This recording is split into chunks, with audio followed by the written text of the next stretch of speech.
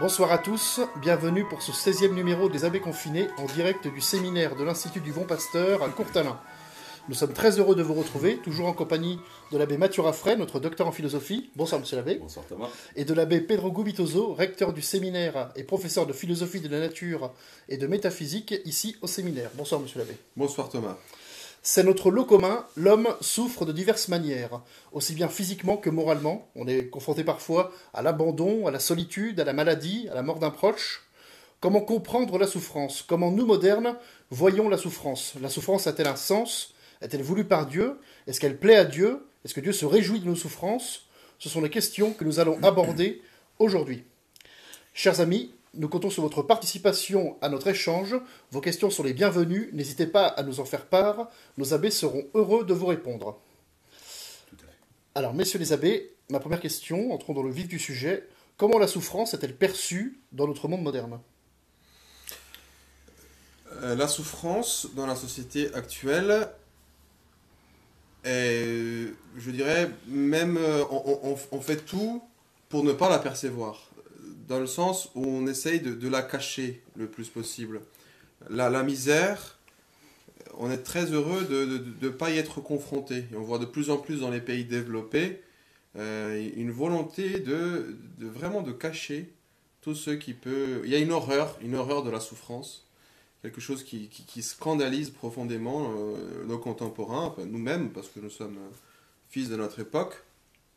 Pour prendre un exemple, vous voyez, prenons la souffrance, dans ce qu'elle a de plus violent, la mort d'un proche ou la mort tout court. Les attitudes face à la mort sont très symptomatiques dans notre société. Soit on évite le sujet, donc on transforme ça ce sont les réflexions du cardinal Ratzinger dans son livre La mort et l'au-delà, très intéressante. Soit on évite le sujet, c'est-à-dire qu'on va chercher des euphémismes, des façons de parler de la mort qui évitent le sujet. Ouais. Donc on ne dit pas il est mort, on dit il a disparu, il nous a quittés, voilà, les journaux particulièrement.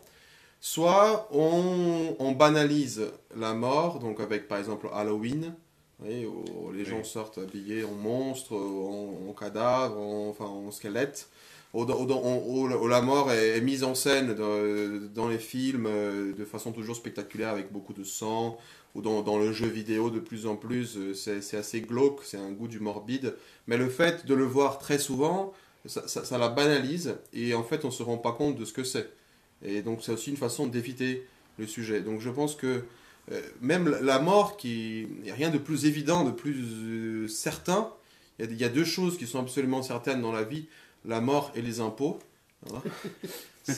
Mais une chose aussi évidente, on fait tout pour en fait cacher cette réalité, ne pas l'affronter en tant que telle. Voilà, je pense qu'on a tous vécu des situations comme ça. Alors, oui, par exemple, je vous raconte une anecdote. Dans ma formation comme séminariste, j'avais été envoyé dans un EHPAD pour m'occuper de personnes âgées. Et mon rôle était de faire le tour chaque jour des personnes qui ne pouvaient plus parler. Donc le prêtre ne pouvait pas aller, il y avait une grande nécessité qu'il aille les voir. Mais comme c'est des personnes qui avaient fait appel à un EHPAD catholique pour avoir une présence religieuse, du coup j'allais chaque jour, je faisais mon petit tour des chambres autour des gens qui ne parlaient pas, donc qui étaient soit dans le coma, soit qui avaient beaucoup de difficultés à s'exprimer, etc. Simplement pour prier à côté de ces personnes. Et alors c'était une expérience très, très intéressante, parce que dans cet EHPAD catholique, quand il y avait un des pensionnaires qui décédait, alors il y avait une grande fête, on plaçait le corps dans une chambre spéciale, et puis les gens venaient prier auprès du corps, c'est-à-dire il y avait un véritable culte de la mort, dans le sens noble, catholique, c'est-à-dire qu'on organisait les prières, et puis tout le monde participait à la messe qui était célébrée pour le défunt, etc. Donc c'était vraiment fait dans un sens catholique. Et puis à côté, il y avait un autre EHPAD, où j'allais aussi rendre visite à certaines personnes âgées, et alors là, c'était très impressionnant, parce que c'était vraiment le contraire, c'est-à-dire qu'ils avaient construit dans l'ascenseur, c'était en Allemagne, en plus c'était tout bien pensé et organisé, ils avaient construit un ascenseur qui pouvait s'ouvrir d'un côté ou de l'autre de façon exclusive, de sorte que quand quelqu'un mourait, on pouvait sortir le corps sans que personne ne le voie. On n'était pas obligé de traverser les couloirs, et donc en fait les corps disparaissaient, Et quand quelqu'un mourait, en fait, on ne disait rien aux autres pensionnaires, on leur disait simplement non, la personne n'est pas disponible, elle est dans sa chambre. Et au bout de plusieurs mois, ils disaient bah, elle a dû mourir parce qu'en fait on n'en entend plus parler. Donc il y avait une espèce de fuite de la mort et c'était vraiment choquant parce que c'était deux maisons qui étaient pas très loin l'une de l'autre et le traitement était complètement différent. Et pour l'anecdote également, moi j'ai travaillé dans les pompes funèbres, effectivement j'ai souvent vu par exemple les parents empêcher par exemple les enfants de rentrer dans les chambres funéraires, alors que d'autres amis m'ont toujours dit oui, moi quand j'étais enfant j'ai perdu mon grand-père, je l'ai vu sur son lit de mort, je posais des questions, enfin c'était quelque chose qui n'était pas du tout caché. Des moments naturels, Tout à fait, exactement. oui. Oui. Et moi j'en profite pour encourager les gens qui nous regardent ou qui nous regarderont à faire ça. Souvent les pompes funèbres peuvent être surprises, trouver ça étonnant, mais ça se fait, c'est tout à fait permis, c'est tout à fait juste et c'est beau chrétiennement de ramener le corps du défunt à la maison pour le veiller avant son enterrement. Et c'est quelque chose qui n'est pas du tout traumatisant pour les enfants, si c'est bien expliqué évidemment, et au contraire c'est quelque chose qui est très rassurant, c'est-à-dire que la personne est décédée, le corps est décédé, mais l'âme est vivante, et on peut prier pour le défunt, etc. Alors comment est-ce qu'on en est venu dans notre époque moderne à avoir ce rapport si compliqué, si complexé à la souffrance? Alors bon, c'est assez complexe. Je pense qu'on peut voir un certain nombre d'éléments de notre monde moderne. Vous voyez, puisque si on revient au péché originel, aux conférences qu'on a fait, aux discussions qu'on a eues en tout cas sur le péché originel, vous vous souvenez qu'on a essayé de caractériser ça en disant que c'est l'homme qui s'est placé au centre, au cœur du monde, de l'univers, et que désormais tout part de l'homme et retourne à l'homme. Alors l'homme a décidé que c'est lui qui devait décider de ce qui était bien ou mal. Le problème, c'est ce que disait le serpent à Ève, vous serez comme des dieux, vous déciderez ce qui est bien et ce qui est mal. Le problème, c'est que l'homme prétend décider ce qui est bien et ce qui est mal, et pourtant la souffrance, c'est quelque chose qui lui échappe. C'est-à-dire que l'homme se fait Dieu, et pourtant c'est un Dieu tellement faible qu'il ne peut pas éliminer la souffrance. Et alors, c'est pour ça qu'il accuse quelqu'un d'autre, il va accuser Dieu lui-même de cette souffrance, parce que dans sa prétention à maîtriser l'univers, eh bien, il y a toujours quelque chose qui lui échappe, c'est sa propre souffrance. Et donc, l'homme, après le péché, d'une certaine façon, est incapable de penser le péché originel, et ça se traduit, si vous voulez, par exemple, dans la société contemporaine, on ne parle plus de morale, ou d'éthique, mais on a inventé des espèces de palliatifs. Alors en philosophie éthique, c'est très intéressant, il y a un courant, peut-être que certains connaissent, qui s'appelle l'utilitarisme, et qui consiste en fait à dire que le bonheur doit être mesurable, comme toute chose. Vous voyez, c'est une sorte de marchandise parmi les autres, c'est une sorte d'objet de consommation parmi les autres, et puis on pourrait calculer ce qui est un petit plaisir ou un grand plaisir, et ce qui est une petite souffrance ou une grande souffrance, et décider de nos actions, les bonnes actions et les mauvaises actions, en fonction de la quantité de plaisir ou de souffrance que ça procure.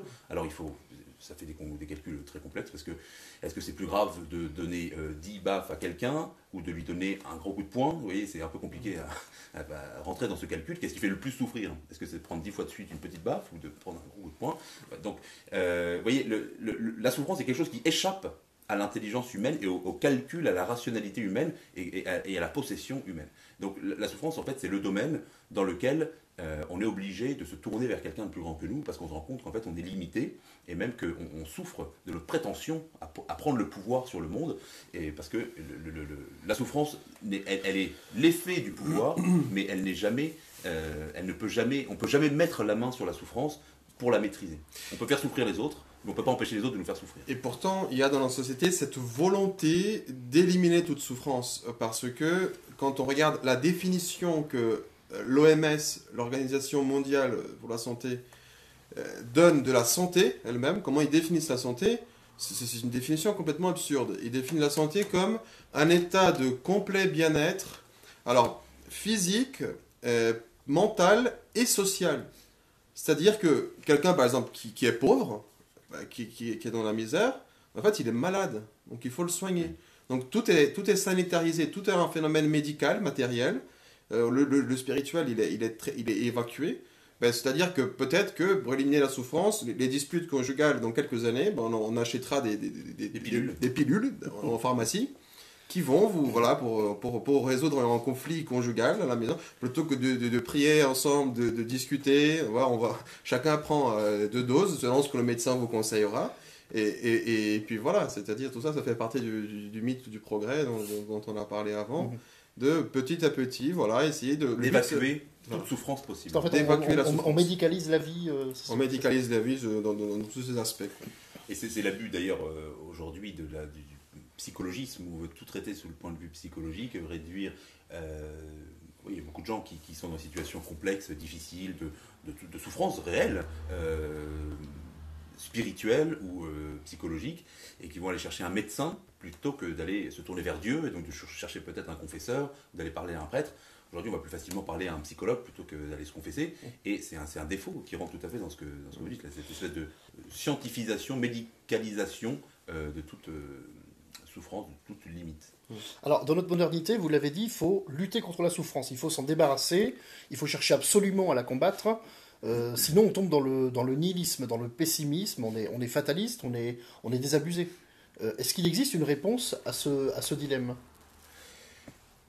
Alors, oui, effectivement, il s'agit d'un dilemme, c'est-à-dire qu'on a parlé d'un des aspects qui pourrait être appelé la distraction. C'est-à-dire que pour fuir la souffrance, on se distrait, donc on cherche des plaisirs, on cherche à rationaliser la fatalité de la souffrance. Le divertissement. Le divertissement, voilà. Pascal. Voilà. Pascal, oui, tout à fait. Et alors, à l'opposé, à l'autre extrême, il y a un certain nombre de personnes qui sont passées par l'expérience radicale de la souffrance, et en fait qui trouvent comme solution celle du nihilisme. C'est-à-dire prendre fait pour la souffrance, et puis l'accepter. Alors il y a plusieurs façons d'être nihiliste. Il y a, même si c'est pas très vrai philosophiquement, mais d'une certaine façon on pourrait dire qu'il y a une forme de refus de la souffrance stoïcienne qui rentre dans cette catégorie. À savoir, c'est une fatalité, il faut mieux que j'accepte par avance la souffrance et que j'y sois indifférent pour pouvoir y résister. Une certaine indifférence intellectuelle, forcée, volontariste, pour ne pas voir la souffrance telle qu'elle est. Et puis, il y a d'autres formes de ce nihilisme. Par exemple, il peut y avoir un certain nihilisme un peu de dandy, si vous voulez, qui traite la souffrance avec mépris, avec légèreté, avec une sorte de cynisme, une sorte de distance esthétique, pour essayer de tourner en dérision la souffrance, pour ne pas en voir la radicalité. Alors, ça me fait penser à cette phrase de Bernanos, qui dit que le pessimiste et l'optimiste s'accordent à ne pas voir les choses telles qu'elles sont. Alors, il dit, l'optimiste, c'est un imbécile heureux, et le pessimiste, c'est un imbécile malheureux. Et alors, c'est pas mal trouvé.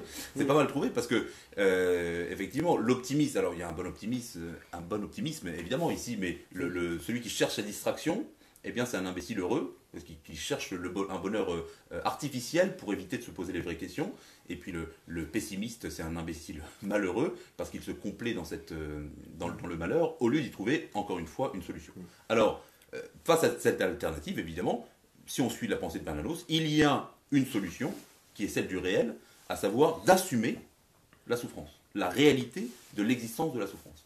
Et c'est en ça que Jésus-Christ joue un rôle tout à fait fondamental, essentiel et inévitable, parce que celui qui a affronté la souffrance de la façon la plus radicale, eh bien, c'est Jésus-Christ. Vous voyez, on va évidemment développer ce point, mais je pense que pour comprendre les souffrances du Christ, en particulier les souffrances du Christ dans la passion et dans sa mort, eh bien, c'est exactement de cette façon qu'il faut le faire, à savoir sortir de l'absurdité de ce dilemme entre optimisme et pessimisme, et puis dépasser cette opposition en assumant réellement la souffrance. Et si Jésus-Christ a souffert et est mort sur la croix, c'est d'une certaine façon pour que jamais aucun homme sur terre ne puisse dire à Dieu « tu ne sais pas ce que c'est de souffrir ». Jésus-Christ a souffert la trahison, il a souffert la trahison de ses amis, le baiser de Judas, il a souffert évidemment la souffrance physique, etc.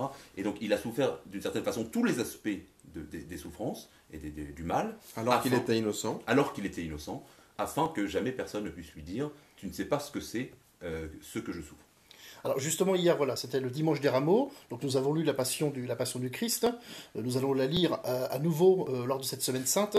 Alors on le sait, la Passion du Christ, c'est quand même extrêmement violent, Vous connaissez bien évidemment le film de Mel Gibson. C'est un film qui est difficile à regarder, qui est parfois insoutenable, tant il est violent, tant on voit le sang qui coule, on voit la chair de Jésus-Christ qui se déchire. Est-ce que Dieu n'avait pas un autre moyen pour nous racheter du péché? Est-ce que l'incarnation du Fils de Dieu n'aurait pas dû suffire à être rédemptrice? Est-ce que le Christ était obligé de souffrir et d'aller jusqu'au bout, c'est-à-dire jusqu'à la mort? Justement, parce qu'il n'était pas obligé de le faire, là est toute la beauté de ce mystère. Saint Thomas dit dans le beau cantique à Dorothée dévotée, qu'on chante souvent, una stilla mundum salvare. Voilà. Une seule goutte du sang du Christ peut sauver le monde, suffisait pour sauver le monde. Abomni scelere, voilà. Une seule goutte. Ben même, on pourrait même aller plus loin. Un simple geste de Jésus aurait pu sauver le monde. Mais il ne s'est pas contenté de ça. Il a voulu montrer cet amour de la façon la plus grande qui soit, qui est celle de donner la vie pour ceux qu'on aime. Il n'y a pas de plus grande preuve d'amour que de donner la vie pour ceux qu'on aime. Alors que, disons, un simple sourire du Christ aurait pu suffire pour sauver l'humanité. Ce qu'il fallait juste, c'est qu'il soit, le Verbe soit incarné. C'est-à-dire que et qui rachète la nature humaine pas en l'assumant. Parce que comme c'est la nature humaine l'homme qui avait offensé Dieu, et alors l'offense était infinie, c'est l'exemple, hein, la gravité de la faute est d'autant plus grande que la personne offensée est plus importante. Si je donne une gifle à un confrère, c'est très grave, c'est un manque de charité. Si je donne une gifle au pape, c'est même un sacrilège, enfin, c'est un Suisse communié. Enfin, mais bon, et une offense à Dieu directement, comme nos premiers parents en ont fait, ben, ça méritait une réparation aussi de l'amour infini. Et cet amour, c'est que Jésus-Christ qui pouvait l'apporter. Mais certes, un simple acte d'amour aurait suffi, parce que c'est ça qui nous rachète, c'est l'amour de Jésus-Christ. Mais il ne s'est pas contenté du minimum, c'est-à-dire qu'il a montré son amour en allant jusqu'à la mort et mort de croix. Et le plus important dans tout cela, c'est que Jésus-Christ, il a donné un sens à notre souffrance. C'est-à-dire que le plus important n'est pas le comment, enfin c'est important aussi, mais le pourquoi. Parce que aimer quelqu'un, ça implique souffrir. On fait un exercice très simple. Pensez à une personne qui vous aime. Vous êtes sûr que cette personne vous aime, que c'est un ami. Vous pouvez dire, cette personne, c'est un ami. Cette personne a certainement souffert pour vous un jour ou un autre. Alors, on pense souvent à notre mère, parce que quelqu'un qui nous aime certainement, c'est notre maman. Notre maman a certainement, déjà de toutes les nuits qu'elle a passées quand on était bébé, alors qu'on pleurait, etc., ça manifeste son amour. Donc en fait, quand on a un pourquoi, le comment est beaucoup plus simple. Si on a un but, un propos, et les propos peuvent être plus ou moins élevés. Si j'ai une finalité, les gens sont capables de s'astreindre à des efforts surhumains pour être en forme, aujourd'hui être en ligne, être beau. Mais parce qu'ils ont une motivation, un pourquoi, ils peuvent se sacrifier beaucoup. Ouais. Et quand il y a l'amour qui est derrière, le sacrifice est encore peut aller jusqu'à très, très, très, très... Aimer quelqu'un, ça signifie se sacrifier pour lui. Oui. Voilà, les amis, c'est ceux qui sont capables aussi. Évidemment, quand tout va bien, on a tous amis, mais c'est quand ça va mal que l'amitié est mise à l'épreuve, parce que l'amour implique la souffrance. Mais, alors, vous comprenez, c'est quand même...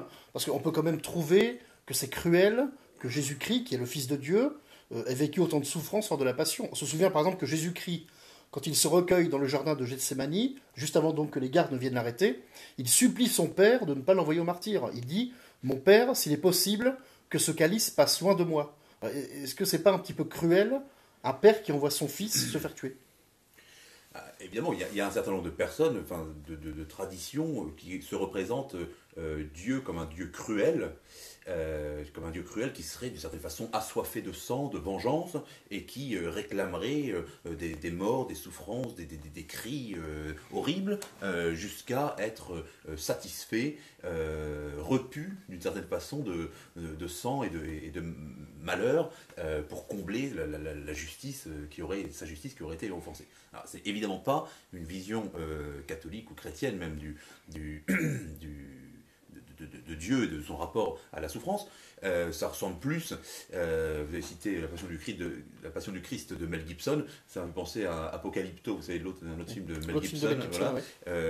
Dans lequel il représente des Indiens aztèques qui assassinent leurs ennemis et qui font couler leur sang sur les pyramides là, de Teotihuacan, jusqu'à ce que leur faux dieu soit rassasié du sang de leurs ennemis, et pour que l'ire, la colère de ces faux dieux, eh bien, passe à côté d'eux et se dirige plutôt vers les ennemis. Alors oui, c'est plutôt une conception tout à fait païenne de Dieu, et oui, que le Christ vient changer. Oui. Je suis d'accord avec vous, mais Saint Paul, dans son épître aux Romains, dit quand même, il va jusqu'à parler de Dieu comme celui qui n'a pas épargné son propre Fils, mais qui l'a livré à la mort pour nous tous. Il y a aussi une dimension de sacrifice. Ah bah complètement, ça c'est sûr, il y a une dimension de sacrifice. Alors, avant de préciser, l'épître aux Romains, précisément, c'est aussi lorsqu'il a lu ce texte et qu'il l'a commenté, qu'il l'a médité tout seul dans sa déprime profonde, que Luther a élaboré une nouvelle théologie de la croix, qui n'est pas la théologie catholique.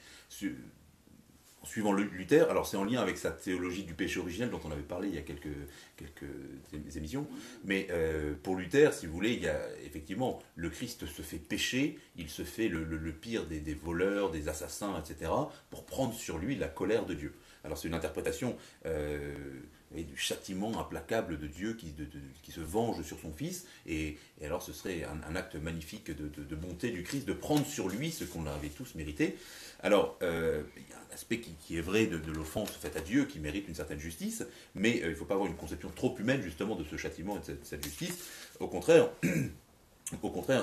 Dieu nous rachète du péché, comme l'a dit l'abbé tout à l'heure, non pas d'abord par sa souffrance, mais par son amour. C'est l'amour du Christ pour nous qui rachète notre péché. Cet amour, parce qu'il est radical, parce qu'il est complet, parce qu'il est total, il implique un don de soi. Et ce don de soi, il va jusqu'à donner sa vie pour nous. Donc, les souffrances, si vous voulez, elles ne sont pas ce qui va racheter le péché. C'est l'amour qui cause ces souffrances qui va racheter notre péché, nos péchés, etc. Et donc, ce qui est beau et le Christ n'arrête pas de l'expliquer. Mais pourquoi? Alors, le vendredi saint, on médite la passion et la mort du Christ. Mais juste avant, il y a quand même la scène, qui est le don du Christ, qui donne le sens de sa passion. Et qui montre que ce sacrifice qui va s'accomplir le lendemain, il est un sacrifice d'abord du don d'amour de Jésus-Christ, qui veut répandre pour tous les hommes, à travers tous les hommes, cette présence d'amour qu'il nous donne dans l'Eucharistie, etc. Donc Jésus-Christ, évidemment, son sacrifice est radical. Il est radical, il va jusqu'à la cruauté, il accepte la cruauté, parce que c'est pas Dieu qui châtie Jésus-Christ. C'est pas Dieu enfin, évidemment, rien n'échappe à Dieu, mais ce n'est pas Dieu qui va mettre le clou dans la main de Jésus-Christ. Ce sont les méchants. Ce sont nos fautes d'une certaine façon, mais ce sont les méchants qui vont le faire. Vous voyez, donc ce n'est pas Dieu qui exerce sa cruauté sur Jésus-Christ. C'est Jésus-Christ qui, par amour, accepte cette cruauté des hommes, des méchants, et de nous tous, de tous les pécheurs, pour nous sauver par son amour. Alors, je l'ai dit au début de cette émission, la souffrance, c'est quelque chose d'universel, c'est quelque chose auquel tout homme en ce monde est confronté un jour ou l'autre. Mais la passion a eu lieu dans une époque donnée, dans un contexte précis. Est-ce que la passion de Jésus-Christ, c'est vraiment quelque chose qui peut parler à tout homme? Il faut répondre que oui, parce que Jésus-Christ est mort pour tous les hommes, sans exception. Et ça, la Révélation le dit à plusieurs reprises, et dire le contraire, c'est-à-dire qu'il est mort seulement pour certains, ce qui veut dire que d'autres sont prédestinés à l'enfer, on avait dit, c'est la théologie calviniste, ce n'est pas catholique. Donc le Christ est mort pour tous. Bon, il restera à voir comment nous on bénéficie de ce salut, parce que ce n'est pas automatique. Mais le plus important, je pense qu'il faut revenir à ce que j'en avais dit avant, c'est que Jésus-Christ a donné un sens à notre souffrance. Après le péché originel, ce n'était pas le plan initial de Dieu. Dieu avait voulu un monde sans souffrance, on peut le dire clairement. Si on lit la Genèse, il n'y avait pas de souffrance. Même ils avaient le don de l'impassibilité, ils ne souffraient pas. Ce n'était pas le plan initial de Dieu. Comme l'homme était libre, il a préféré un bien moindre et il a trahi cette confiance de Dieu. Le péché et la mort sont entrés dans le monde.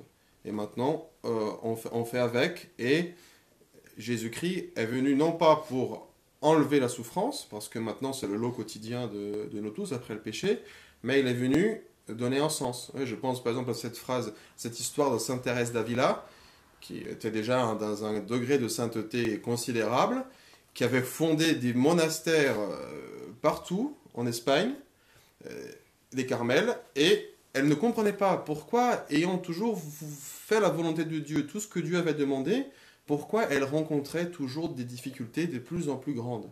Du rejet de la part des hommes, de ceux qui étaient là, qui ne voulaient pas qu'elle fonde ce monastère, alors que c'est Dieu qui lui avait demandé. Et un jour, elle ne comprenait pas. Et le Seigneur lui a répondu, Thérèse, c'est comme ça que je traite mes amis. Et elle, qui avait le sang espagnol, elle répond du tac au tac, c'est pour ça que vous en avez si peu. C'est-à-dire que oui, le bon Dieu nous accompagne dans notre souffrance. Quand je pense aux enfants de Fatima, Notre-Dame lui dit, est-ce que vous voulez souffrir les épreuves que le bon Dieu va vous envoyer pour en acte de réparation pour les péchés commis contre Dieu et pour la conversion des pécheurs? Et ils disent, oui, nous le voulons. Ils répondent à la Vierge Marie, et la Vierge lui dit, alors vous allez beaucoup à souffrir. Vous aurez beaucoup à souffrir, mais la grâce de Dieu sera votre réconfort. Donc, quand on a un sens, un pourquoi, la souffrance, on peut l'endurer. On peut passer à travers. Alors tout ça, c'est très beau, c'est très théorique, ce que je dis là. Moi-même, je n'ai pas beaucoup souffert dans ma vie. Je n'ai pas traversé des souffrances. Je pense peut-être des gens qui nous écoutent qui ont traversé des choses beaucoup plus dures. Donc là, c'est facile de parler comme ça. Mais une autre chose, c'est de le vivre. Parce que il y a quelque chose toujours de scandaleux dans la souffrance. Oui, bien sûr. Nietzsche disait dans la généalogie de la morale, ce qui révolte dans la souffrance, ce n'est pas la souffrance en soi, c'est le non-sens de la souffrance. Ouais, même un philosophe athée, voilà, oui, lui, il a très bien compris. C'est-à-dire que la pire des souffrances, en fait, c'est de ne pas avoir un sens à la souffrance. Et si notre vie n'a pas de sens, alors même les choses les plus confortables, être assis dans son fauteuil en mangeant du popcorn, des chips, mais ça deviendra quelque chose d'insupportable. Et on tombe dans une lassitude parce que ça n'a pas de sens. Alors que quand on a un but, on peut endurer n'importe quoi. L'exemple que vous venez de donner, le témoignage personnel en disant moi j'ai pas beaucoup souffert, c'est très beau et c'est très important parce que justement la puissance du prêtre, c'est justement, alors humainement effectivement un prêtre peut apporter son expérience personnelle, mais la puissance du prêtre, c'est qu'il témoigne des souffrances de Jésus-Christ. C'est-à-dire qu'évidemment, quelqu'un qui souffre dans un lit d'hôpital, qui est assailli par toutes les tentations possibles, ou qui a quelqu'un qui a été trahi, une déception amoureuse, il y a des gens qui tombent vraiment dans une déprime profonde parce qu'ils aiment quelqu'un qui ne les aime pas. Donc il y a des souffrances qui sont très difficiles. Le prêtre ne peut pas prétendre être passé par toutes ces souffrances. Et donc la réponse qu'il a toujours, c'est la réponse du crucifix. C'est la réponse de Jésus-Christ. Le prêtre, il apporte Jésus-Christ et c'est la réponse aux souffrances. Et voilà pourquoi Jésus-Christ est passé par toutes ces souffrances et par une certaine cruauté des hommes, parce que, justement, comme je disais tout à l'heure, pour que jamais personne ne puisse lui dire tu ne sais pas ce que je souffre. Et parce que le fond de la question de la souffrance, il me semble, c'est pourquoi moi? C'est-à-dire que pourquoi ça m'arrive à moi? C'est ça le scandale et ce qui est dramatique dans la souffrance personnelle. C'est-à-dire que d'autres, je préférerais autre chose, je voudrais... Parce que le fait de dire pourquoi moi, ça veut dire pourquoi est-ce que Dieu m'a choisi ce destin, cette situation, et qui implique une certaine souffrance. Mais tout le monde peut se poser cette question. Alors que la question, c'était pas le pourquoi, c'est-à-dire à cause de quoi, mais pourquoi, c'est pareil, en vue de quoi. Dans quel but Dans quel but, voilà. C'est te dire, c'est comme ça qu'il faut envisager les choses. Voilà. Et donc, ça répond, je pense, une question précédente. C'est en ce sens que Jésus-Christ est la solution aux souffrances des hommes. C'est-à-dire qu'en fait, il donne un sens à la souffrance. Désormais, depuis la mort du Christ, eh bien, nous savons que le mal, toutes sortes de mal, peut valoir pour un bien. Ça ne veut pas dire que Jésus-Christ va nier la valeur de la souffrance. Le Christ ne nous dit pas ta souffrance ne vaut rien, c'est pas une vraie souffrance, oublie-la, etc. Il ne nie pas la radicalité de la souffrance, mais il nous dit quelle que soit la profondeur de cette souffrance, quelle que soit sa radicalité, eh bien je peux la transformer en un bien parce que je suis Dieu Tout-Puissant. Alors, chers amis, je vous rappelle que vous pouvez nous adresser vos questions. Voilà, je suis vos réactions sur le live en direct. Monsieur l'abbé, est-ce que pour un catholique, ce monde, c'est juste une vallée de larmes, c'est juste un lieu de souffrance? Alors, comme dit le psaume 23, quand je marche dans cette vallée de larmes, dans la vallée de l'ombre de la mort, je ne crains aucun mal, car tu es avec moi. Et c'est le Seigneur et mon pasteur, c'est mon berger qui me guide. Là, on est en train de parler des souffrances et des difficultés de la vie, mais précisément, Jésus-Christ, il est passé par la souffrance, mais il est aussi le consolateur. Il est celui qui vient avec nous, qui nous accompagne dans la souffrance, parce qu'il y a donné un sens, et donc il peut comprendre nos souffrances, et donc pour plus agréable et plus vivable. On a cité beaucoup Saint Paul tout à l'heure, qui a des expressions vraiment très radicales sur la cruauté du sacrifice de Jésus-Christ.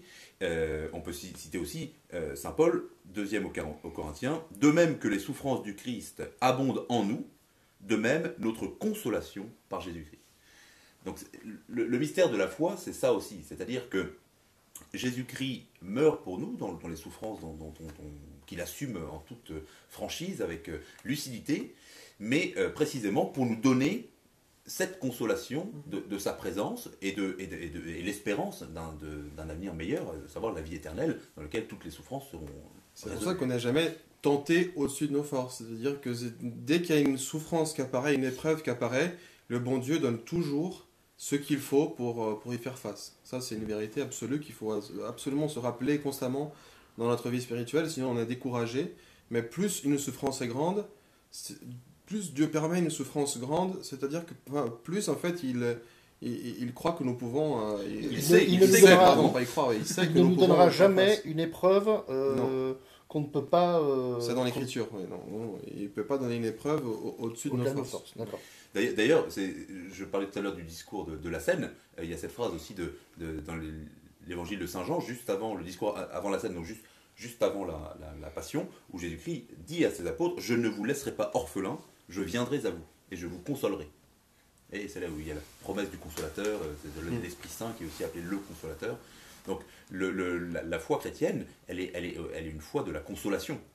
Consolation qui passe par une épreuve radicale, par le sacrifice, etc. C'est le prix de notre salut, mais Jésus-Christ a réalisé le prix de notre salut. Il a tout payé d'une certaine façon, pas gratuitement, pas par cruauté de Dieu, etc., mais au contraire, pour qu'on ait désormais une réponse à toutes nos souffrances. Alors, messieurs les abbés, j'ai une dernière question, et ensuite nous passerons aux questions de nos spectateurs. C'est une citation de Saint Paul, encore une fois, donc dans l'Épître aux Colossiens. « Maintenant, je suis plein de joie dans mes souffrances pour vous, et ce qui manque aux souffrances du Christ en ma propre chair, je l'achève pour son corps qui est l'Église. » Alors, je pense qu'il y a deux parties dans ce passage. « Maintenant, je suis plein de joie dans mes souffrances. » Comment est-ce qu'on peut être plein de joie dans les souffrances? Ce passage très, très audacieux de Saint Paul, de dire j'achève, comment il dit, c'est-à-dire je l'achève, ce qui manque aux souffrances du Christ en ma propre chair, je l'achève pour son corps qui est l'Église. Donc il dit qu'il manque quelque chose à la passion du Christ. Ouais. C'est-à-dire, évidemment, la passion du Christ nous a rachetés, ça c'est absolument sûr. Mais il faut aussi que nous fassions notre part. Cette rédemption, il faut l'accepter et la vivre. C'est pour ça que Jésus-Christ donne le programme du chrétien. C'est celui qui veut venir après moi, qu'il renonce à soi-même, qu'il prenne sa croix et qu'il me suive. Et ce sera toute la façon dont le chrétien va aborder la souffrance. C'est-à-dire qu'il va... Alors il y a plusieurs degrés, hein, ça peut aller jusqu'aux enfants de Fatima qui volontairement... parce que Dieu Notre-Dame leur a demandé, s'offre comme victime d'expiation, mais ça c'est un niveau élevé, on n'y arrive pas tout de suite. Il faut commencer par quoi? par accepter les croix qui ne dépendent pas de nous. Et justement, c'est-à-dire, Jésus dit, celui qui veut me suivre, qui renonce à soi-même, il dit pas qu'il fabrique sa croix, qu'il invente sa croix, il dit qu'il prenne sa croix, parce qu'en fait, les croix, elles sont déjà là. Parce que nous, on aurait tendance à se choisir finalement des souffrances à échelle humaine, c'est-à-dire finalement des choses qui ne nous coûtent pas vraiment. Tout à fait, alors que les meilleures croix sont celles qu'on n'a pas acceptées. Et ça, c'est la première étape. Alors certes, après, et ça se... Qu'on n'a pas choisi, vous voulez dire Oui, c'est qu'on n'a pas choisi soi-même. Qu'on accepte et qu'on n'a pas choisi. D'accepter les épreuves. Parce que je veux dire que, en fait, ce rapport à la souffrance, avec le temps, avec la purification de l'âme qui se fait dans la vie spirituelle, lui aussi se développe, ce rapport à la souffrance. C'est-à-dire qu'on peut aussi, tous les saints l'ont fait, s'imposer des mortifications. C'est ce que nous faisons pendant le carême. On se prive de quelque chose. Et là, c'est nous qui choisissons des mortifications. Mais le plus important, c'est que c'est toujours en vue de quelque chose. Ce n'est pas pour la souffrance en soi. Ça n'a aucun sens. C'est toujours ordonné à quelque chose. Le jeûne, c'est pourquoi? C'est pour élever l'esprit. C'est pour mériter notre salut. C'est pour expier pour nos fautes aussi. C'est toujours en vue de quelque chose. Ce n'est pas pour la prouesse elle-même. C'est pas pour le plaisir de la mortification. Ah non, voilà, ce serait absurde. Ce serait absurde. Comme disait l'abbé Laguérie de façon très rigolote dans son sermon de l'Étaré, c'est pas se faire mal aux genoux quand on prie, parce que personne ne se sauve en pensant à ses genoux. C'est toujours en vue de la conversion intérieure que cela suscite. Et évidemment que l'action en soi, elle a une valeur aussi, parce que c'est quelque chose de méritoire et d'héroïque parfois. Surtout que... Mais voilà, cela a des degrés, et évidemment qu'il ne faut pas tout de suite, quand on commence, vouloir s'imposer des pénitences, parce qu'il y a toujours le danger de l'orgueil, on va se croire meilleur que les autres. Donc il faut que ça soit fait peu à peu. Au fur et à mesure qu'on avance dans la vie spirituelle, les procédés sont moins humains et plus divins. C'est-à-dire que les dons du Saint-Esprit se développent en nous, et on est de plus en plus docile à ce que Dieu veut nous dire. Et là, quand il nous suggérera, soit par la voix d'un confesseur, de faire ceci, de faire cela, et peu à peu, on peut... mais ce qui est fondamental, c'est que notre souffrance a un sens. Comme avec la grâce du baptême, nous devenons d'autres Christ, le disciple n'est pas plus grand que le maître. Donc nous aussi, on passe par notre calvaire avant la résurrection. Mais il y a toujours la résurrection après. C'est ça. Et surtout, il y a aussi cette idée, par le baptême, justement, de l'incorporation au Christ, à savoir que maintenant, on fait partie de ce qu'on appelle le corps mystique. C'est-à-dire que, vous savez, quand on parlait du péché originel et de la rédemption, on fait tous partie du corps des hommes parce qu'on hérite tous de la nature humaine depuis Adam. Et on a dit que Jésus-Christ était le nouvel Adam, qui nous donne une nouvelle vie. Et donc, d'une certaine façon, on est tous les héritiers, on fait tous partie de ce nouveau corps, qui est le corps des hommes rachetés, et donc le corps mystique. Alors mystique, ça veut dire spirituel, parce qu'on n'est pas une partie charnelle du corps du Christ, mais on est une partie du corps. C'est le mystère de l'Église et de la communion des saints, c'est-à-dire que comme le Christ a souffert dans son corps physique, et bien de la même façon, nous, en tant que membres de son corps spirituel, de son corps mystique, eh bien, on participe, en fait, on peut participer à ses souffrances, et donc participer à la rédemption de l'humanité. Et ça, c'est génial. C'est-à-dire que nos souffrances, eh bien, si elles sont acceptées et vécues en union avec les souffrances du Christ, eh bien, elles peuvent participer au salut de l'humanité. Et c'est pour ça qu'une mère de famille, la mère de famille dont on parlait tout à l'heure, qui se lève enfin votre mère d'ailleurs, qui s'est levée quand elle était petite. Mère de 8 enfants. Quand vous étiez petit, voilà, exactement. Et donc une mère de famille qui se sacrifie pour son enfant, si elle le fait chrétiennement, eh bien de cette façon, elle participe au salut du monde. Parce qu'elle unit ses souffrances aux souffrances du Christ, et donc elle sauve le monde un petit peu, pas totalement comme Jésus-Christ. Et donc c'est pour ça que la prière d'une mère de famille, ça va faire du bien à ses enfants, ça va faire du bien aux générations futures, aux gens pour qui elle prie. Parce que dans un corps, tout est connecté. C'est le matin, si vous vous baladez chez vous, voyez, je sais pas, pieds nus, et vous heurtez le coin du meuble avec vos orteils, c'est pas votre orteil qui crie, c'est votre bouche. Parce que c'est l'orteil, elle est connectée à la bouche, parce que c'est un corps. De même, celui qui souffre, même de façon la plus cachée, on ne sait pas qu'il est là, mais qui accepte cette souffrance et l'offre pour le salut de l'humanité, en fait, il a un rôle rédempteur. On peut être l'orteil du corps mystique, voilà, et puis accepter par nos souffrances de participer au... Et ça c'est vraiment comme ça qu'il faut le faire. Vous avez une personne âgée ou une personne malade qui est dans son lit et qui souffre de la maladie, etc. Eh bien, c'est en ça que offrir ses souffrances, ça prend vraiment un sens. Et ça peut être cause de conversion des âmes, de salut pour l'Église, voilà, de vocation future, de gens qui se convertissent, etc. quoi. Alors justement, M. Elisabeth, pour prendre le contexte actuel, voilà, nous sommes confinés, quasiment mondialement confinés. Qu'est-ce que vous pouvez proposer, qu'est-ce que vous pouvez dire justement aux personnes qui finalement il y a une croix qui leur est imposée, puisque finalement les personnes sont isolées. On l'avait abordé également dans une autre conférence. Ils vont probablement avoir des problèmes économiques, puisque certains sont privés de leur travail. Il y a des gens, voilà, il y a peut-être des couples qui doivent apprendre à se supporter tout le temps, c'est-à-dire qu'il n'y a pas le. Ouais, on peut pas prendre un peu de. Donc voilà, qu'est-ce qu'on peut. Justement, comme vous disiez tout à l'heure, c'est-à-dire recevoir ça comme une épreuve et comme une pénitence, non pas que je me suis choisi moi-même, mais que Dieu m'impose, ça c'est évident par les sens des événements. Et donc, premièrement, accepter ces contraintes et puis en faire un sacrifice. Mais vous savez, les chrétiens ne sont pas plus malades ou moins malades ou plus confinés ou moins confinés que les autres.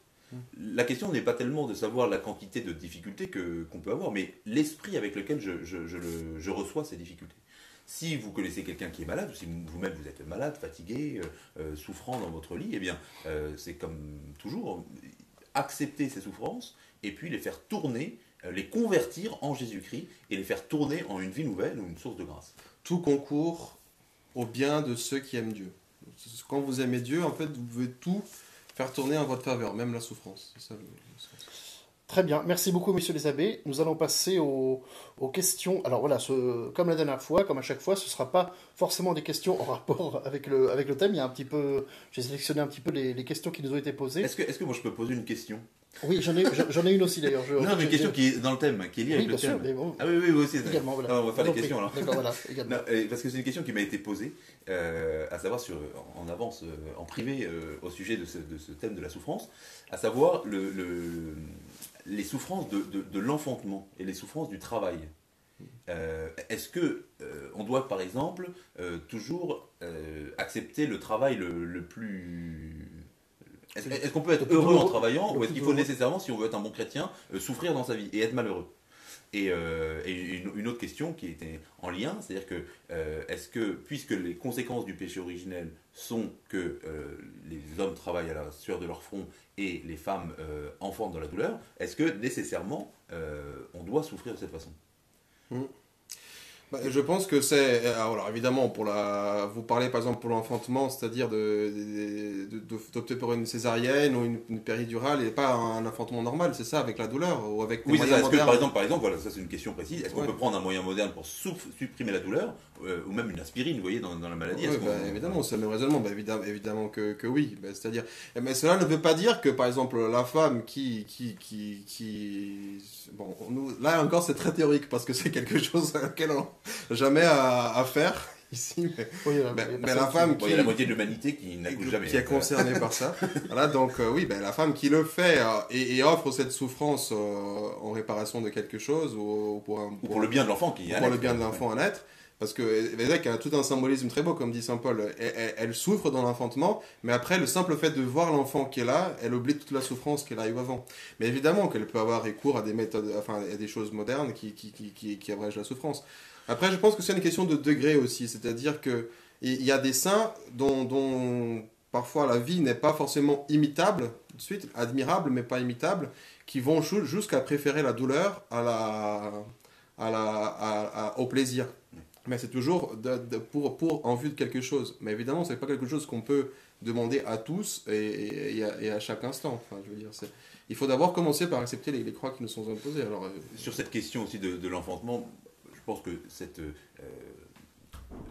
ce résultat du péché originel, cette punition du péché originel qui était pour les femmes d'enfanter dans la douleur, ça doit être entendu dans un sens large aussi. C'est-à-dire que je pense que la douleur d'une mère pour son enfant, elle ne se limite pas à la douleur du moment de l'enfantement. Je pense qu'il y a la préoccupation et qu'une mère, même qui a un fils de 50 ans, continue à avoir une certaine douleur, inquiétude, de préoccupation, de savoir ce que son enfant devient. Et donc l'amour de mère dont on parlait tout à l'heure est toujours lié à une souffrance réciproque. Et c'est ça, enfanter dans la douleur d'une certaine façon. Et même pour les hommes, ça peut être valable dans le sens où chaque réussite signifie aussi, d'une certaine façon, un contre-coup, une souffrance, parce que vous voyez, si vous créez quelque chose, qu'est-ce que ça va devenir, qu'est-ce que ça va être, comment ça va être reçu, comment les gens vont l'accepter, etc. Donc à mon avis, ça doit être entendu d'un sens plus large. Évidemment. Et ce qu'il faut penser aussi, c'est que cela n'implique pas que même si je peux éviter des souffrances matérielles, ce qui est très bien, c'est le progrès de la science, il ne faut pas que cela implique qu'on pense pour autant que dans ma vie spirituelle, je n'aurai pas des épreuves à traverser. Parce que là, voilà, si le Christ a subi des difficultés, si on essaye de faire le bien, si on essaye d'être juste, ben forcément on aura des difficultés, on nous mettra des bâtons, surtout dans une société injuste comme la nôtre. Si on veut faire les choses comme il faut, ben forcément des gens qui vont être en opposition avec nous. Et puis il faut commencer par offrir ces petites souffrances, ces petits désagréments, avant que Dieu nous propose des souffrances des plus grands. grandes. Voilà, il faut commencer par La question que j'aimerais poser, on l'a dit, vous avez également répondu en partie tout à l'heure, on souffre, si on s'unit au Christ, nos souffrances mènent à notre propre sanctification. Est-ce qu'on peut souffrir pour la sanctification des autres? Tout à fait. Comme il y a la communion des saints, tout est relié dans le corps mystique. C'est un peu des vases communicants, c'est-à-dire que nous bénéficions des mérites des autres aussi. Par exemple, voilà, un catholique, mettons, il est un peu je dirais en rupture spirituelle familiale. Ses parents, voilà, ne sont pas du tout croyants, ses frères et sœurs ne sont pas croyants, peut-être même ont embrassé d'autres spiritualités. Comment est-ce qu'il peut offrir ses souffrances? Est-ce qu'il peut offrir ses souffrances? Sainte Monique, qui a pleuré pendant 30 ans, ce sont ses larmes qui ont converti Saint Augustin. C'est-à-dire que la souffrance, c'est l'indignation apostolique. Le fait dans le roman Parce qu'elle est unie à Jésus-Christ. Ouais. Parce qu'elle est unie à Jésus-Christ et qui... Oui, exactement, parce qu'elle est unie à Jésus-Christ. Dans Paul Claudel, l'annonce faite à Marie, en même temps qu'il y a Sainte Jeanne d'Arc, qui elle prend les armes, qui affronte, il y a Violaine qui souffre, et sa souffrance est rédemptrice. Mais chacune à sa façon contribue pour le salut de tous. Tout à l'heure j'ai cité Bernanos, je recommence, parce que Bernanos a beaucoup travaillé cette question, beaucoup médité sur cette question de la communion des saints. Il a cette phrase qui m'a toujours beaucoup frappé qui dit « On ne souffre et on ne meurt pas chacun pour soi, mais les uns pour les autres, et peut-être même les uns à la place des autres. » Et il donne des exemples, je crois que c'est dans les grands cimetières sous la lune, enfin dans plusieurs œuvres en tout cas, il donne des exemples comme ça où il dit une petite fille au Moyen-Âge qui va dans la neige puiser de l'eau au puits, c'est peut-être elle qui va être la cause du salut du monde moderne et de tous ces gens qui ont abandonné la foi, qui ignorent Dieu et qui vivent sans Dieu. Et donc, bien sûr, évidemment, l'intermédiaire, c'est pas que Dieu voudrait faire une balance des souffrances et prendrait celle de l'un pour l'autre. L'intermédiaire, c'est que nous sommes tous unis en Jésus-Christ. Et c'est Jésus-Christ, l'amour de Jésus-Christ, l'amour rédempteur de Jésus-Christ, qui donne un sens à ma souffrance et qui peut en faire un bien. Et parce que Jésus-Christ est Dieu, parce que seul Dieu, qui est tout-puissant, peut faire d'un mal un bien. Très bien. Une question de Romain qui nous demande comment, alors ce n'est pas directement, c'est aussi en rapport avec le thème, mais peut-être pas directement, comment pratiquer la charité quand on est tout seul et qu'on est isolé. En ce moment, voilà, c'est le cas, il y a le confinement isole certaines personnes. Comment est-ce qu'on peut pratiquer la charité? La charité, déjà, en premier lieu, c'est l'amour à Dieu. Donc, notre relation personnelle avec Dieu, elle est toujours valable, même si on est dans ce mode de vie érémitique. Et la preuve, c'est que les ermites, ils pouvaient exercer la charité. Alors, évidemment, la preuve de notre charité, c'est le prochain. C'est-à-dire, Saint Jean dit, c'est lui qui dit aimer Dieu qu'on ne voit pas, c'est facile, mais qui n'aime pas son prochain qu'on voit, c'est un menteur. Donc, en fait, c'est aussi une preuve. Et aussi, il faut aimer soi-même, parce que la charité ordonnée commence par soi-même. Donc, il peut déjà exercer la charité envers Dieu et envers soi-même. Et puis, en prenant des nouvelles de sa famille, en appelant, parce que maintenant on a des téléphones portables, ça sert à ça. Peut-être on ne s'est pas soucié davantage de nos proches, même de notre famille plus éloignée. C'est peut-être le moment de prendre de leurs nouvelles, par exemple. Hein. Et puis par la prière aussi. Par la prière, et puis même en offrant chacune des... Ça, bon, je crois qu'il faut qu'on termine, mais... en faisant un don sur le site de l'Institut du Bon Pasteur. Par exemple, exactement. On mettra le lien dans les commentaires. Non, mais c'est la petite voix de Sainte Thérèse, c'est-à-dire que chaque geste, s'il est fait avec un grand amour de Dieu, il peut avoir une valeur surnaturelle. Et donc quelqu'un qui est tout seul, comme une religieuse dans son couvent, ou un chartreux, ou un ermite, etc., eh bien peut sauver le monde en donnant à chacun des petits gestes de sa vie quotidienne une valeur surnaturelle, une valeur infinie, parce que ce petit acte est fait avec une grande charité. Donc c'est comme ça que, même si on est tout seul, isolé, dans un lit, allongé, perdu, eh bien on peut sauver le monde. Il y a des questions du live maintenant Je n'ai pas vu d'autres questions Si, dans, je crois qu'il y avait une le, question, dans le live. Oui, il y a une personne qui nous a demandé justement, quand tout à l'heure, monsieur Abbé, vous parliez de la tendance à réduire à la psychologie, de réduire la souffrance en fait à de la psychologie. Anne-Laure, je pense que je ne sais pas si je dis bien le prénom, nous demande comment amener ces personnes vers autre chose de plus spirituel, je pense. Étant professionnel de santé, je rencontre de la la souffrance souffrance physique, physique, morale et mentale tous les jours. Il est en effet vrai qu'on se retrouve facilement vers le psychologue. Mais comment amener les personnes vers d'autres choses? Moi, je répondrai brièvement que c'est d'abord par l'exemple. D'abord par l'exemple de charité. Surtout une professionnelle de santé, c'est possible d'être très charitable et d'exprimer assez facilement devant la détresse du patient une préoccupation et d'expliquer que cette préoccupation est liée à sa foi. Et donc parler de Jésus-Christ sans être non plus lourdingue, mais indiquer justement à une personne qui souffre qu'il y a des souffrances qui n'ont pas de réponse humaine, mais que la réponse se trouve en Dieu. Et c'est vrai que quelqu'un qui souffre est dans une position d'une certaine vulnérabilité à Dieu, mais ce qui est magnifique, c'est d'ailleurs pour ça que Dieu permet la souffrance d'une certaine façon aussi, parce que c'est quand on se rend compte qu'on est limité, faible et dépassé par les événements qu'alors on se tourne vers Dieu. Le simple fait de voir par exemple des jeunes professionnels de santé, enfin jeunes ou plus âgés, mais je veux dire, qui donnent leur vie à ça, c'est déjà un témoignage énorme, qui avec patience, gentillesse, détermination, quand vous êtes allaité dans un hôpital, moi ça m'est arrivé souvent quand j'étais petit, la gentillesse du personnel soignant, enfin un simple sourire, c'est quelque chose qui vous réconforte immédiatement. Peut-être qu'on ne se rend pas compte quand on est de l'autre côté du bien qu'on peut faire aux gens, mais je vous assure, c'est celle qui a posé la question, que c'est un véritable réconfort, et comme dit, c'est une œuvre de miséricorde de soigner les malades. Donc en fait, quand on soigne un malade, on est en train de soigner. C'est à Jésus-Christ qu'on fait ce bien-là, et ça sera compté pour l'éternité. Pour l'éternité, oui. Alors une autre question, là on change un peu de thème. Pourquoi le premier péché de Lucifer ou de l'homme ne serait pas l'envie plutôt que l'orgueil? Alors oui. là je renvoie à l'émission numéro 5, au 5e numéro des Abbés Confinés sur le péché originel. Sur le péché originel, oui. Alors très rapidement, parce qu'après on va rendre l'antenne. Je dirais que c'est d'une certaine façon... Alors c'est un péché d'orgueil, parce que, comme on l'avait dit, Lucifer ne croit pas qu'il peut devenir l'égal de Dieu, mais il préfère se déterminer lui-même et choisir lui-même le mal qu'il fait plutôt que de recevoir le bien de la part de Dieu. Et oui, ça peut prendre l'aspect de l'envie aussi. C'est vrai qu'il y a des pères de l'Église qui font le lien avec l'incarnation. On dit que justement, Lucifer, devant le plan de Dieu de se faire homme, de souffrir, de mourir pour acheter l'humanité, eh bien, aurait été révolté que Dieu fasse tant de choses pour l'homme. Et on dit que c'est un lien avec ce qu'on est en train de dire. Et finalement, que Lucifer se serait révolté, voyant ce plan de Dieu et voyant la radicalité, le scandale d'un Dieu qui se fait homme, qui s'abaisse pour racheter l'humanité et tout l'univers avec.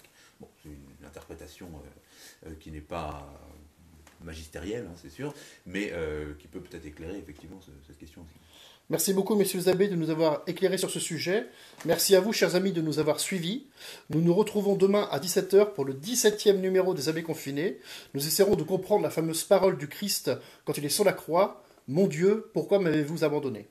Demain à 17h. Je vous rappelle que vous pouvez trouver les podcasts de nos émissions sur notre chaîne YouTube et sur le site internet de l'Institut du Bon Pasteur, institutdubonpasteur toutattaché.org. Merci à l'abbé Touche qui était à la technique aujourd'hui. Bonne soirée et bon confinement.